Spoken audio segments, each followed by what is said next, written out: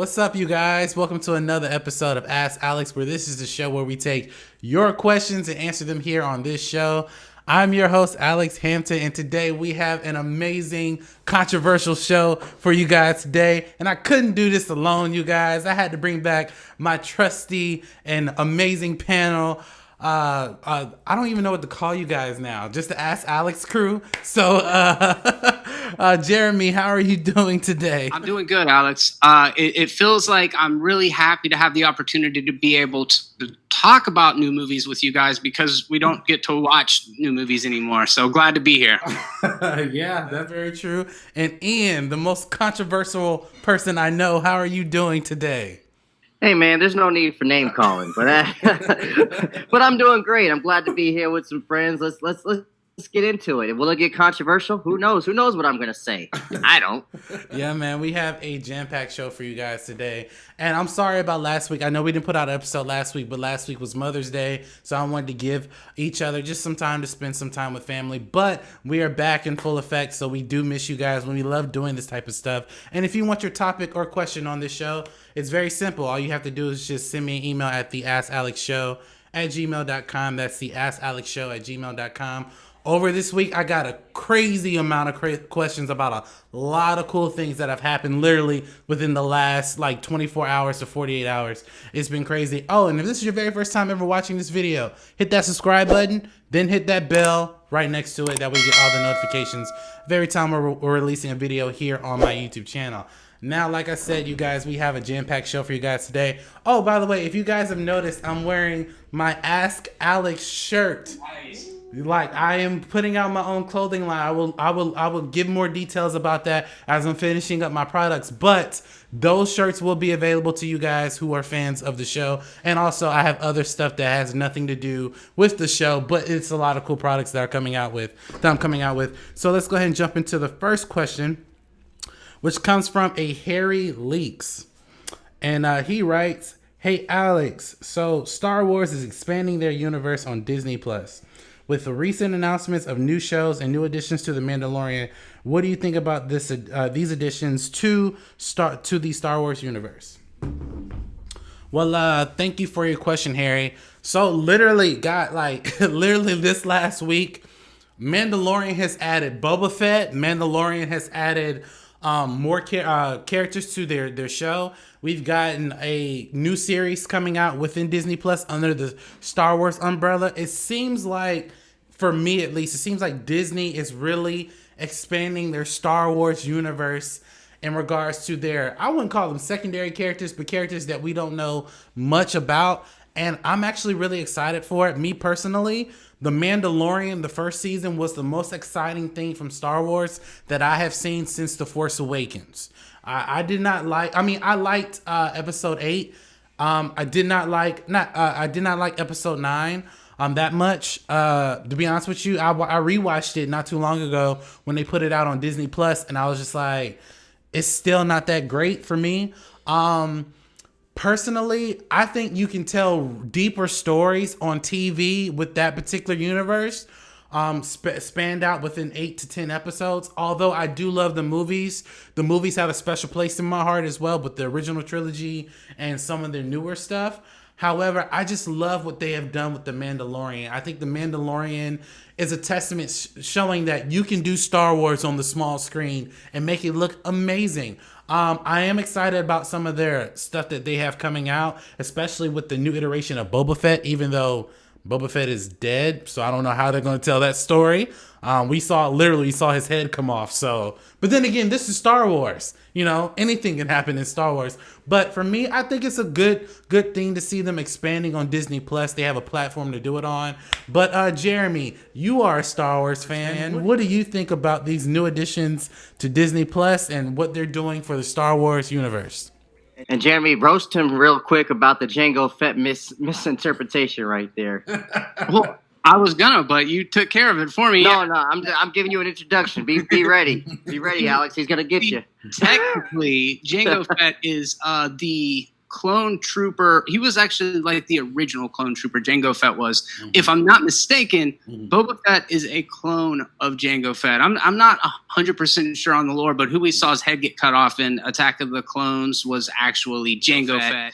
I don't know. But what they're talking about, though, is bringing that guy in as Boba Fett. So that's cool. You do bring a good question up. I mean, just as far as like, how does that character fit into the timeline of all of this? I don't think we know still exactly what time we're in. So that should be, I don't know. Maybe there's something that I'm missing about the first season of Mandalorian that's like, hey, this is when this happens. But if I'm not mistaken, it was pretty ambiguous about it. That said, I do like Star Wars. I really do. But at this point, I'm just kind of like, I'm a little bit run out of juice as far as being super excited about any of it. I did like Mandalorian.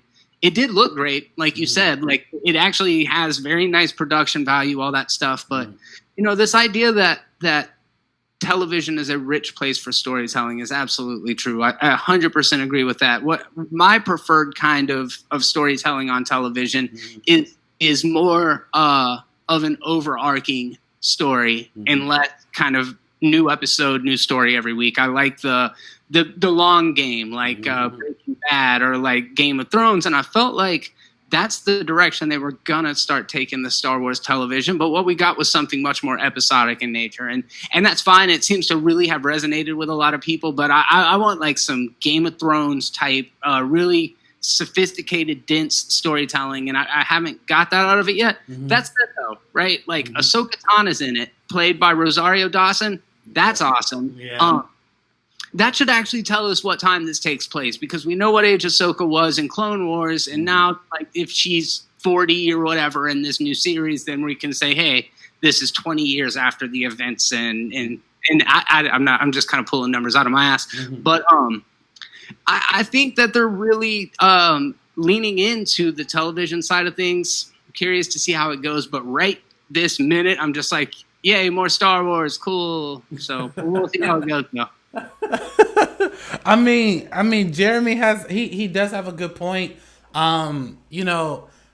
We really don't know. From what I'm hearing, Mandalorian takes place, I believe, after the events of Episode 6, but years later. But there's like I guess between the years of Episode 6 and Episode 7, there's like a 20-year gap. So we don't know what happened in between that time. And that's where The Mandalorian takes place. Honestly, I don't know.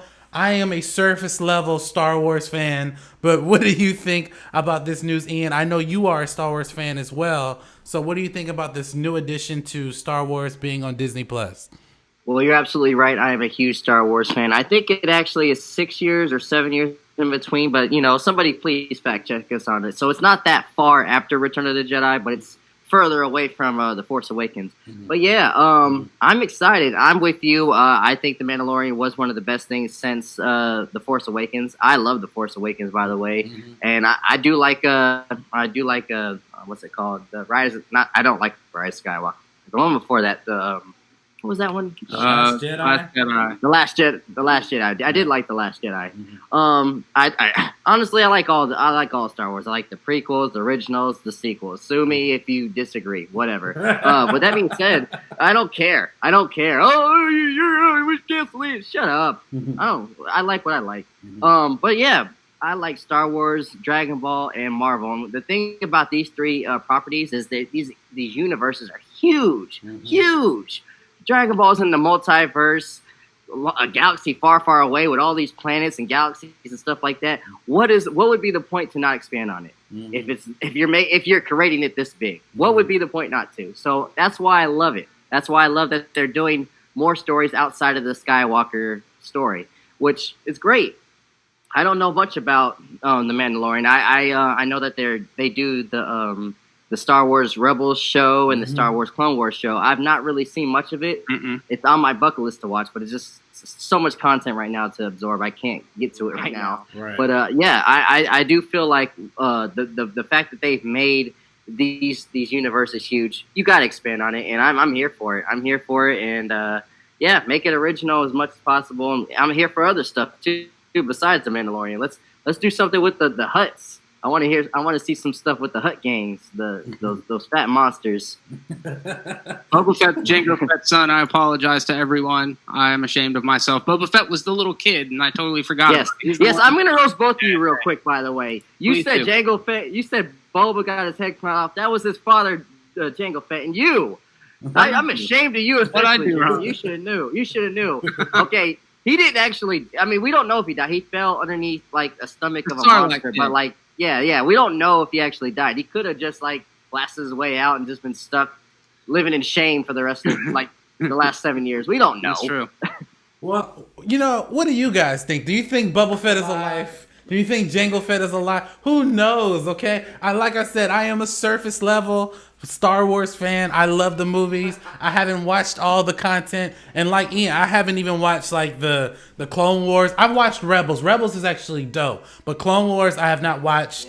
But yeah, what do you guys think? Jump into the comment section below and let us know your thoughts. And we're going to jump into the next question. And the next question comes from a Corey Coleman. And he writes, "Hey Alex, so I'm confused. Swamp Thing and Stargirl were supposed to be on the DC Universe app. And I've noticed that Doom Patrol will be on the HBO Max streaming service. Is the DC Universe app going to be canceled?" Well, thank you for your question, Corey. So what Corey's referring to, this has been going on literally almost over a year now, maybe almost 2 years. So when the DC Universe app released, you got exclusive shows like Titans, Doom Patrol, Harley Quinn, Young Justice with their season 3, season 4. Then you have, Swamp Thing and Stargirl. Stargirl was supposed to be their debut on the DC Universe. Now, also with the DC Universe, because I actually have the app, you can get like digital DC comics. They had a weekly show they did called DC, I think it was called DC Talk or something of that nature, with panelists that we know from like Collider, Screen Junkies, so on and so forth.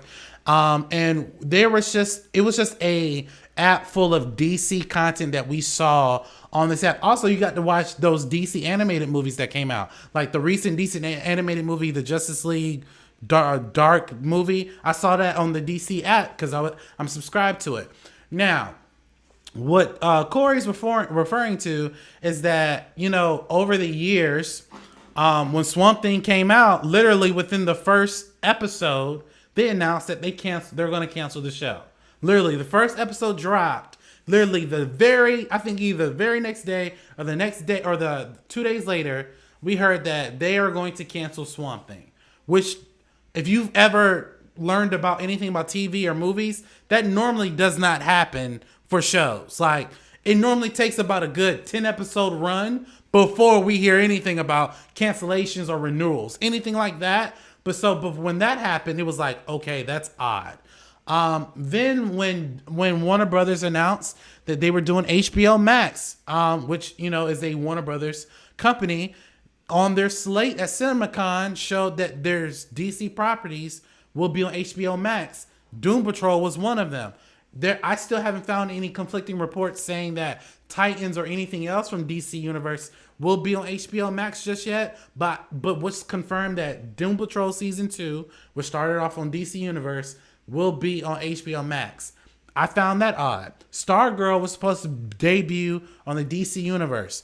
It's now debuting on the CW. Swamp Thing just got moved from DC Universe to the sweet CW. So I understand the question of, do I think it's going to be canceled?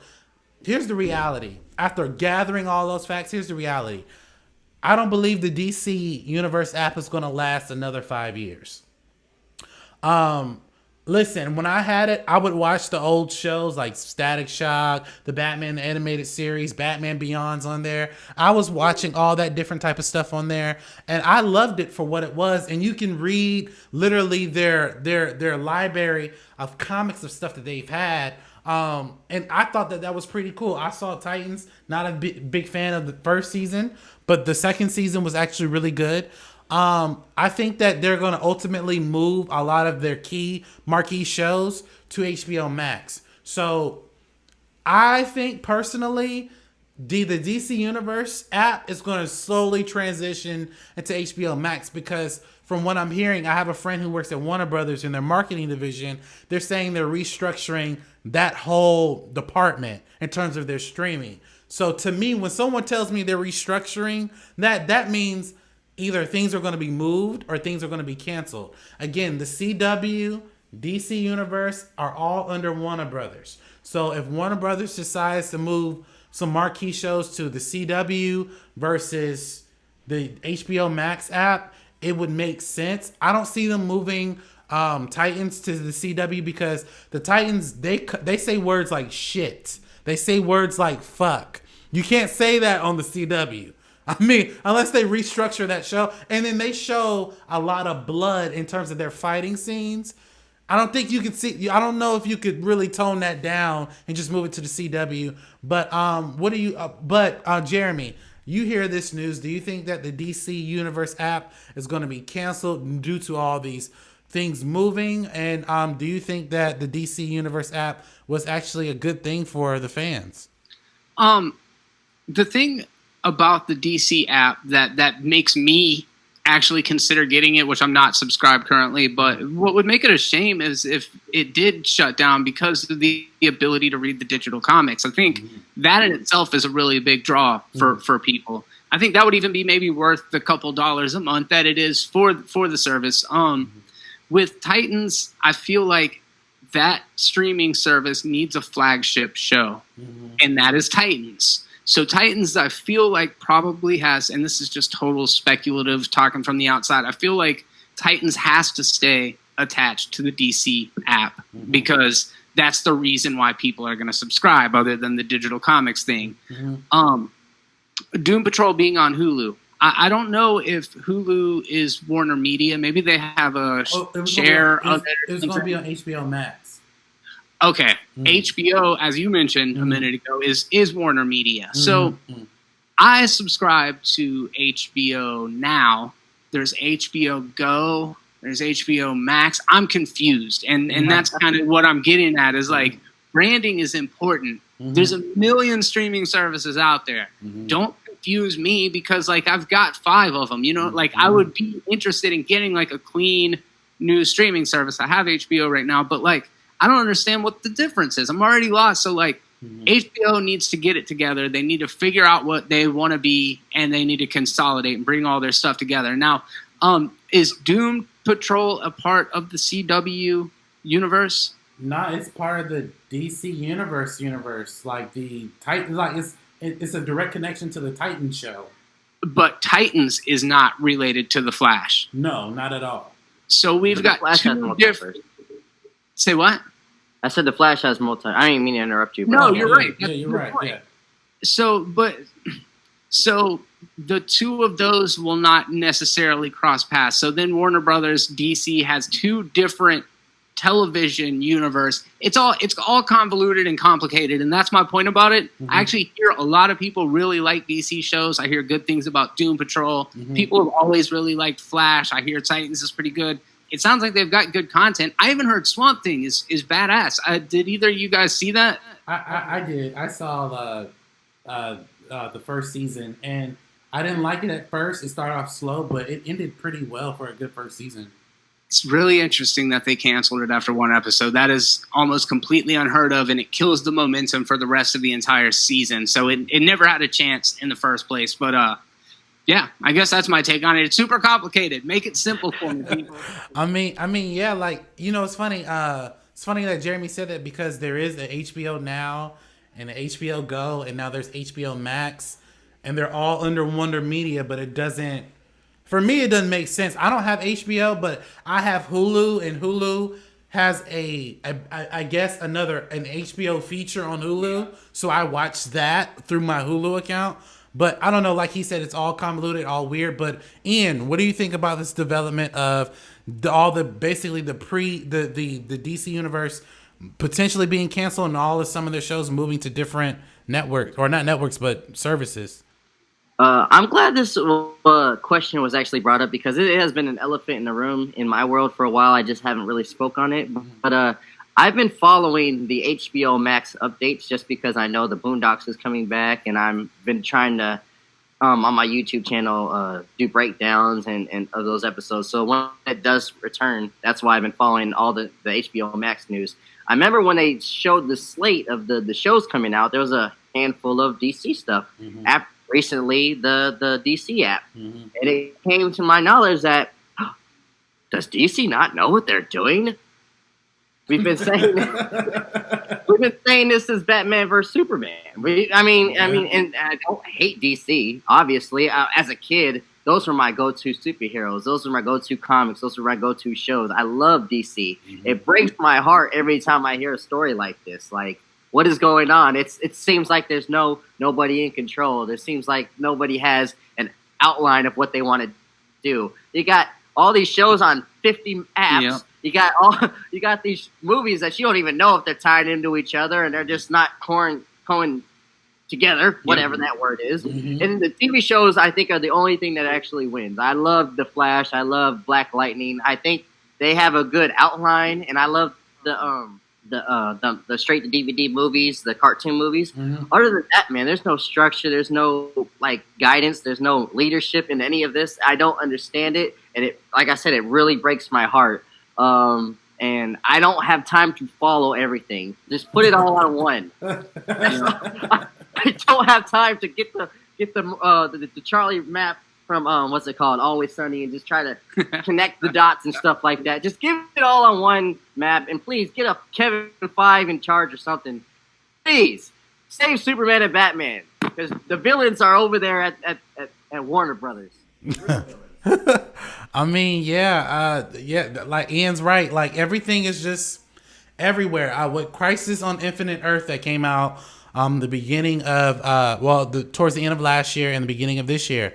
They reference that obviously the Titans and Doom Patrol and all this other stuff they exist. They're on different Earths. So clearly it's somewhat canon. And like Ian said, I agree with what he said. Like Flash, Arrow, Black Lightning, those shows were, in my opinion, the best shows that DC has ever told, especially what they're doing with Black Lightning. I think Black Lightning is amazing. But however, like he said, all this stuff, like as a father and as just a man who's trying to create content himself, I don't have time to watch all this stuff on different stuff and then spend my money here and here. Like, it's just, but what do you guys think? Do you guys think that everything should be at one place? Do you think that the DC universe should be canceled? Let me know your thoughts. Jump into the comment section below and let us know. We would love to have a dialogue with you guys. Now we have our last and final question. And guys, this might be a little bit of a rant. So I'm probably going to let one of my co-hosts answer this first. Then I'll answer because when I got this question, I didn't know how to take it. But I'm going to definitely respond to it. This question comes from a Jim Street, and he writes, "Hey Alex, so why was Black Panther so important? I mean, I liked the movie, but I never understood the hype around it."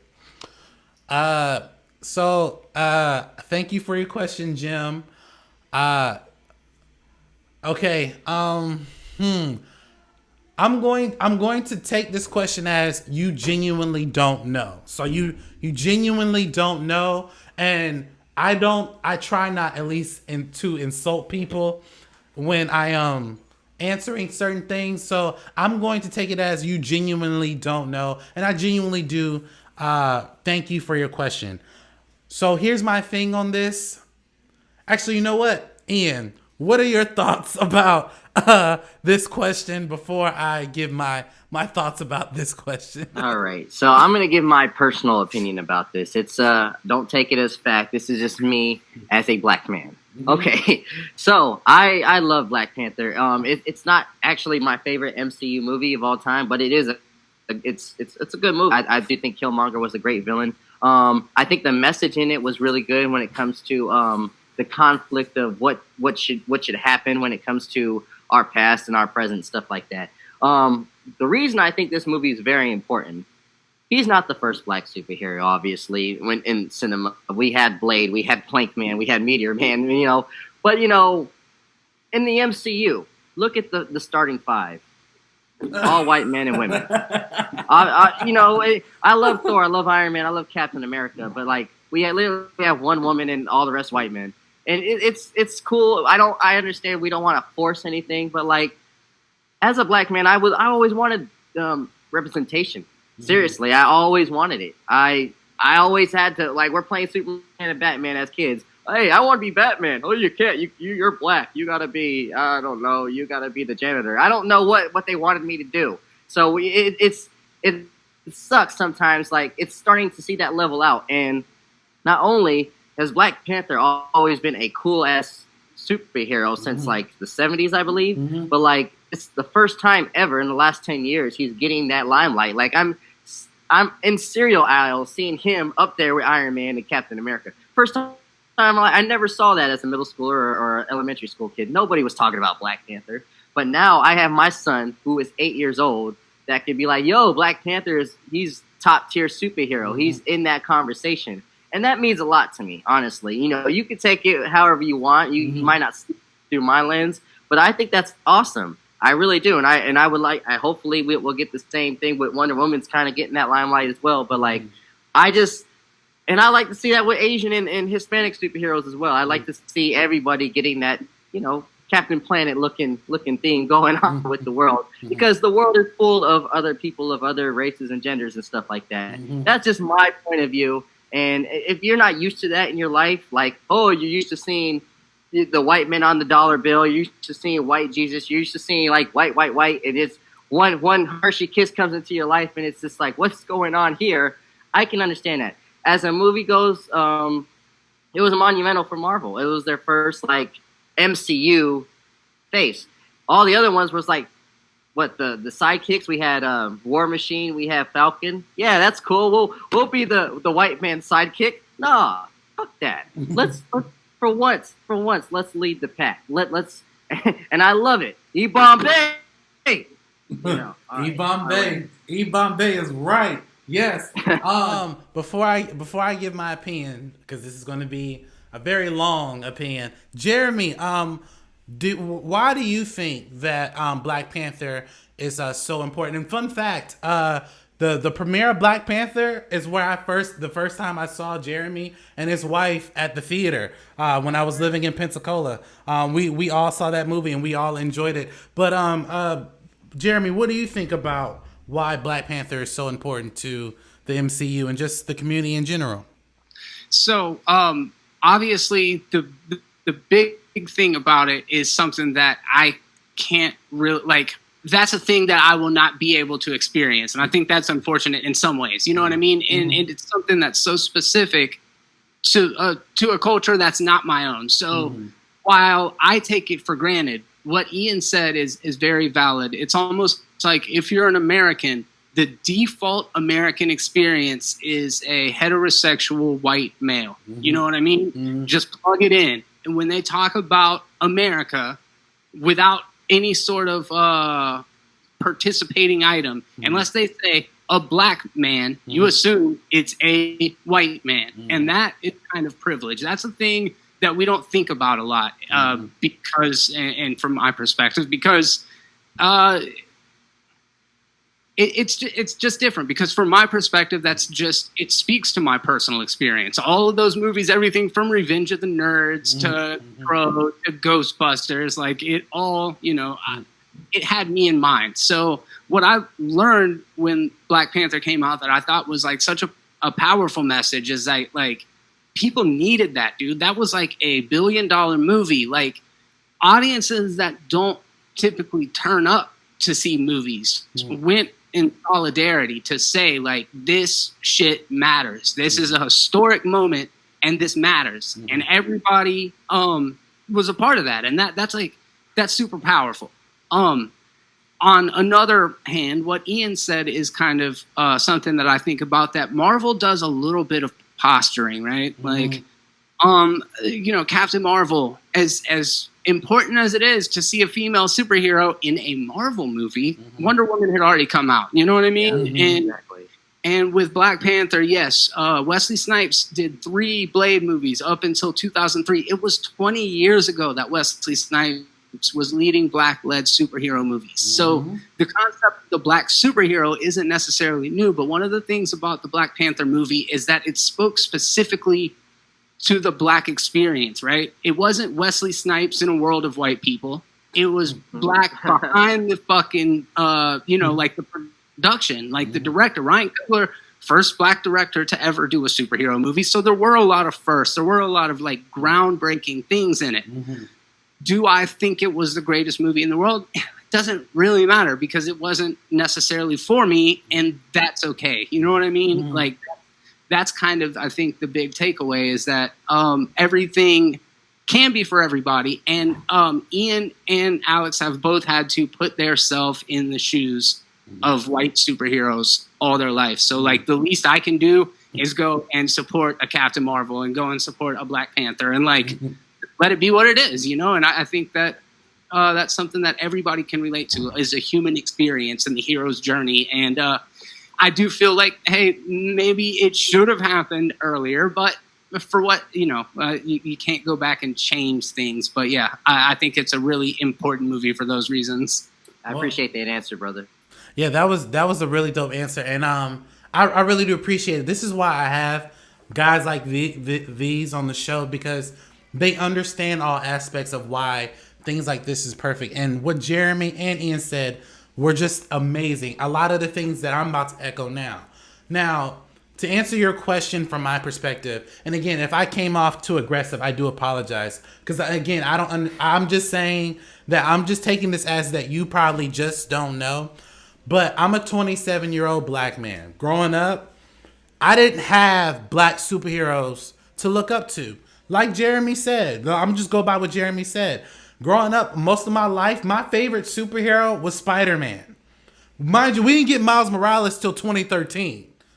So my favorite superhero was Spider-Man. And the reason why I loved Spider-Man so much as a kid, because I was a nerd.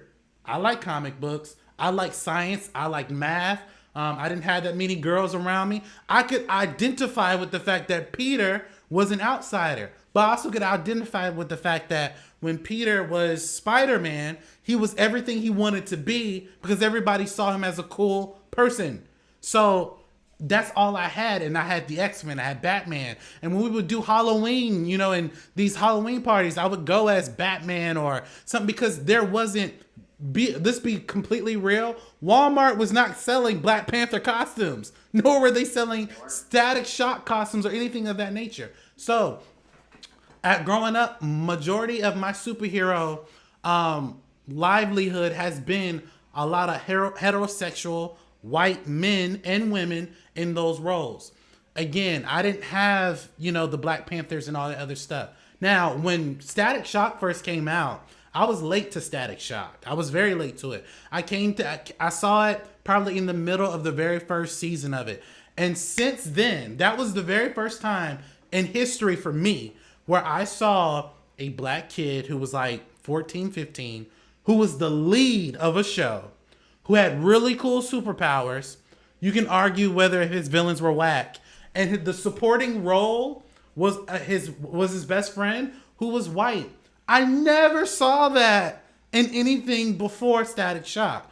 You can make the argument, yes, there were black side characters on the X-Men and the Avengers. Yeah, I get that. But I never saw a black lead person. So when I saw Static Shock, I was like, oh, this is like DC Spider-Man. Like, I related to him and almost everything. So growing up, when I saw Static, I thought that was the pinnacle for me because that was the first time I saw that.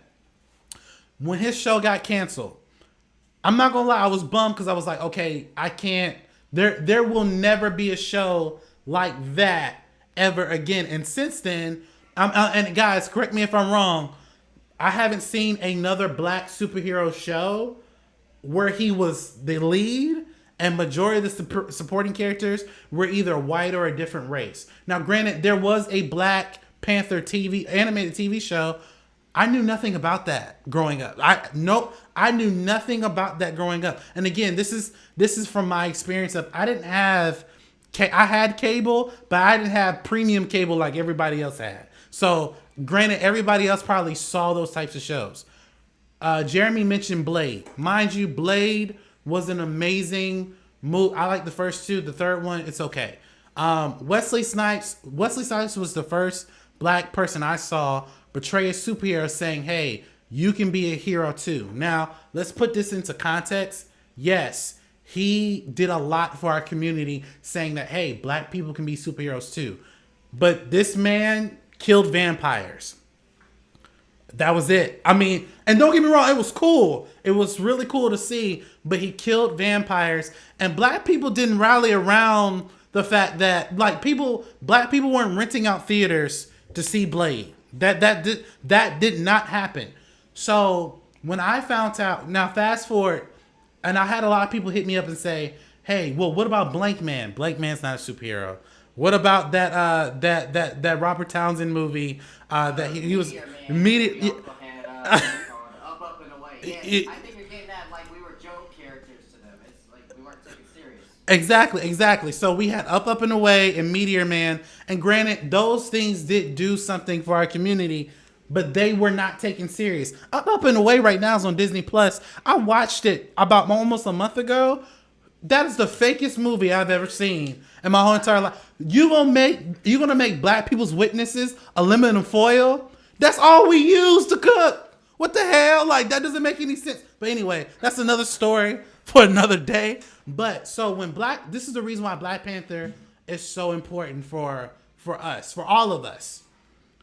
Black Panther, when I first heard that Black Panther was going to be introduced into Civil War to take place of Spider-Man, I heard of Black Panther. I've never read his comic books. From that point on, I started reading his comic books, where I learned about Wakanda, where I learned about Wakanda Forever, where I learned about Shuri, Killmonger, and just the area of Africa and how they treated each other, right? 9 times out of 10, when you're watching a black person on a film, it's a negative stereotype. It's a very negative stereotype. Either we in the hood, killing each other. It's so negative. So when we saw Black Panther for the very first time in Civil War, I don't know about the rest of you guys, but when I saw, I was like, "Oh shit, this dude is whooping ass." This was the first time when we saw like Chris Evans' knees crumble. He didn't know how to handle fighting someone of a Black Panther of that stature, that stature. And then when we saw the Black Panther movie, a mutual friend of ours, me and Ian's, Jamal Davis. This brother, me and him were talking about like renting out theaters for our community. Jamal actually went to Panama City and got some people within the Boys and Girls Club, black kids, to go see this movie. My daughter is 2 years old. This was the first movie that she ever saw with her dad, but this was the first time in her lifetime where she got a black superhero in the 27 years that I have been alive on the big screen.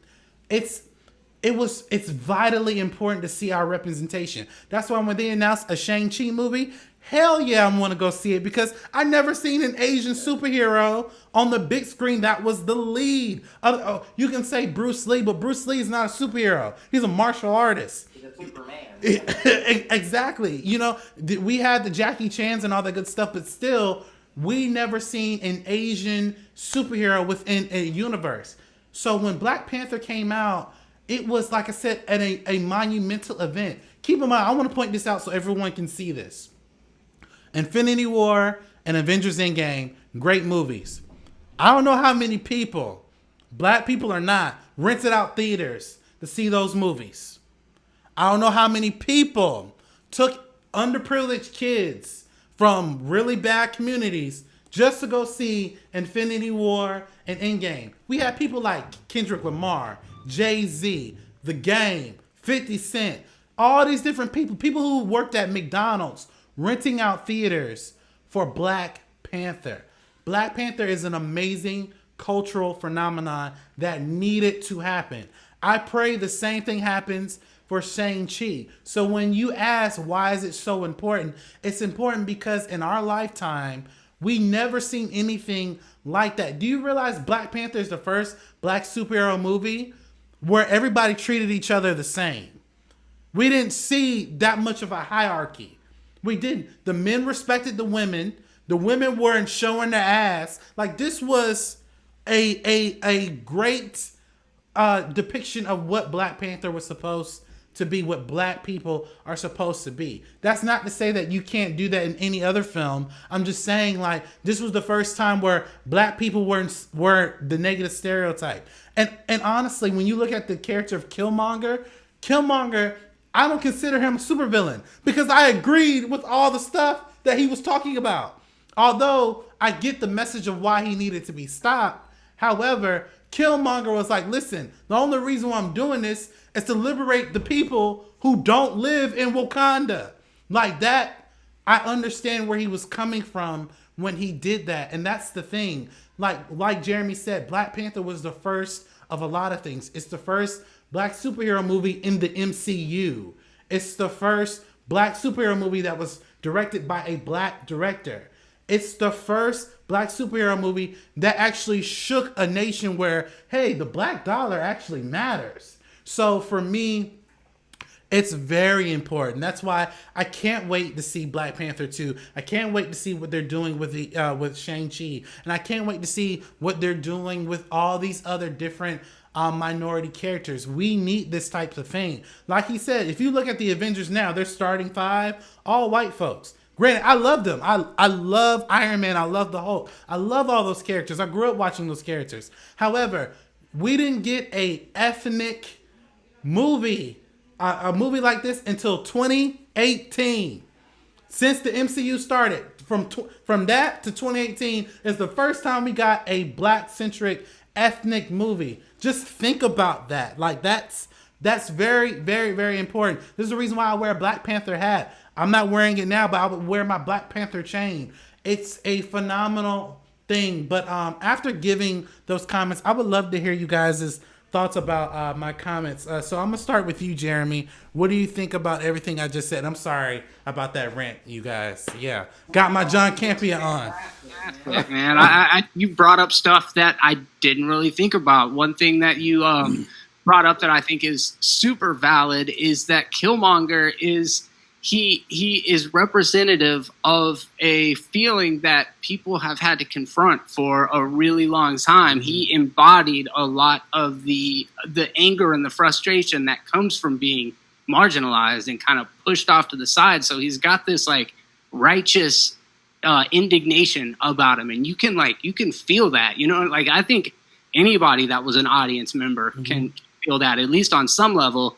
And then the Black Panther, his ideology, T'Challa's, is like slightly elevated above that because of the perspective that he's forced to like reconcile. He has to acknowledge the truth and what Eric was saying throughout the movie to get to a place. His I'm Iron Man moment at the end when he realizes like what it means to be Black Panther, and that's like it really is. It's elevated. It has something that it's trying to instill in a younger generation. I think that's super cool. And yeah, man, it's to me it's inspiring just to hear how much it means to other people. That's like, yeah, you're right. With the Wesley Snipes as Blade and all of that stuff, there was something that just awakened within society with that movie. And yeah, it did prove box office and all of that kind of stuff, but it felt like this moment where like I saw like Black folks were going in like African clothes, like audiences were. It was just cool, you know? Yeah, like that day, the premiere, that was the first time I wore a dashiki, and I've never owned a dashiki a day in my life. But it also taught me that our culture is very important if you just study it. And it took me back to my roots of where I am from in Africa. I literally studied where I was from just by getting hyped about a movie, about a fictional place, about a really cool fictional character who was Black. But Ian, what do you think about the comments that I made about why Black Panther is so important? Well, yeah, we have a lot of the same comments, man, you know, because we are both Black men and fathers. So it is, I'll just echo what you said. It's a great thing to have our children not see the same things that me, you, and Jeremy you know, and like I said, I love all these superheroes that we mentioned, but like, it would have been great if like Batman, Superman, Captain America, whoever was standing next with a black man. Like, so we could have had a little bit more representation, but these kids nowadays, they don't have to worry about that. And that's something we can praise. No matter your personal opinions about the movie. Like I said, it's kind of middle of the road for me when it comes to superhero movies, but like the impact and what it's done for society, I will always praise it, seriously. And I love Black Panther. Thank God for Chadwick Boseman. Thank God for Ryan Coogler. Everybody that was involved. Thank God for Kevin Feige for even giving that a chance, because a lot of studios would have probably been like, I don't know about that. I don't understand, you know. But it, like Jeremy said many times, it's not for me. It's not for, you know, it's there is an audience for that. And sometimes you got to take a step back and understand that you are not the only person living on this planet. Yeah, that's right. Yeah, and I want to thank you for your question that you gave. But also, I want to clarify something. Although that Black Panther is definitely a more so a black movie for obviously the black community and other minorities, I feel that you can use that movie and you can see everyone of every different types of color in that. For me, Black Panther showed us that it doesn't matter what color you are. You can be a hero and treat each other with decency. The reason why it resonated so much with us is because we've never really seen that on screen growing up. And like Ian said, we're fathers. Our kids right now are getting filled with other things that they don't necessarily relate to. Like prime example, my little girl has braids in her hair. Some kids can't understand why a black little girl has braids in her hair. It's a cultural thing. I'm sorry, it's just a cultural thing. That's not trying to be racist or anything like that, but that is something in our roots that we normally don't see portrayed on screen very well. So that is the reason why it's so important. And Black Panther, anybody of any race can see it and love it for what it is, and they can definitely understand the impact of it. So thank you for your question. And what do you guys think? Why do you think that Black Panther is so important? Why do you think it made the cultural impact the way it did? Jump into the comment section below and let us know your thoughts. And thank you guys so much for watching this jam-packed episode of Ask Alex. I'm sorry about my little John Campea rant. I'm very, very sorry.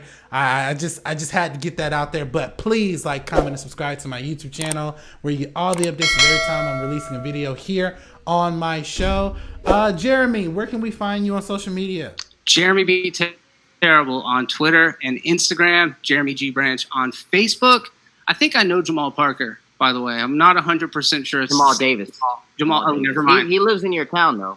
Yeah, Does he lives really? in your town. Mm-hmm. Okay. Yeah.